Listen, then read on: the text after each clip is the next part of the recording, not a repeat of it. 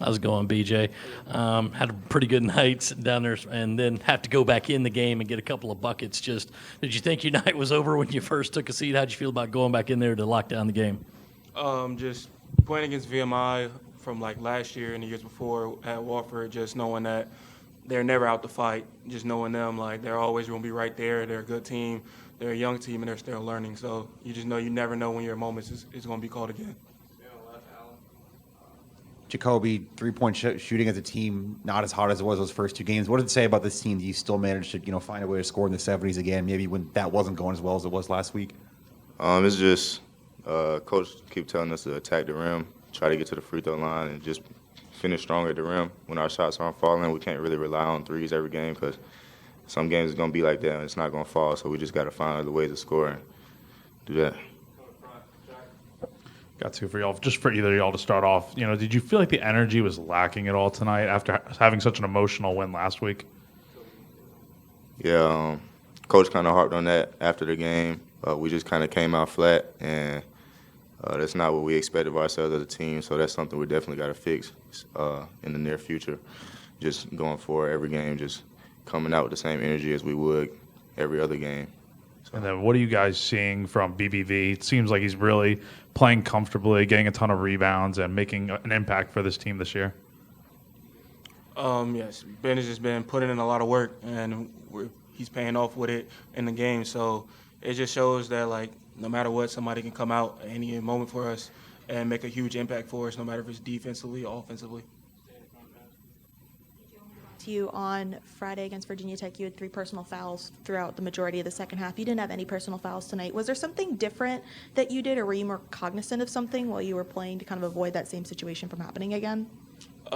Just playing, just filling out the game pretty much, just seeing how the refs are calling the game. It was a lot physical in the Virginia Tech game, but it was like kind of one-sided a little bit. But compared to this game where not really as physical for the big standpoint, but more for the guards.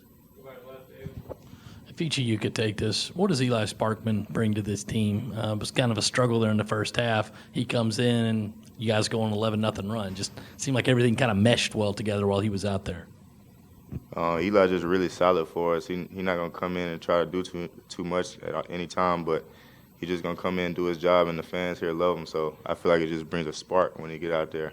It brings a little energy boost to us, especially when he do something good. We love when he's successful. So. From preseason to now, where have y'all seen yourselves grow the most defensively, and where can y'all grow going forward in that regard? From the preseason, just being able to lock in on our matchups. I feel like that's one big thing that we have been improving in a lot, game by game and day by day in practice. But also just making sure that we are cognizant of like the scouting report and just rebounding in general. BJ, y'all are down 3 midway through the first half. Lamont takes a timeout, 9-0 run out of that. You were on the court for that. What was said during that timeout? Did you feel anything maybe shift after that?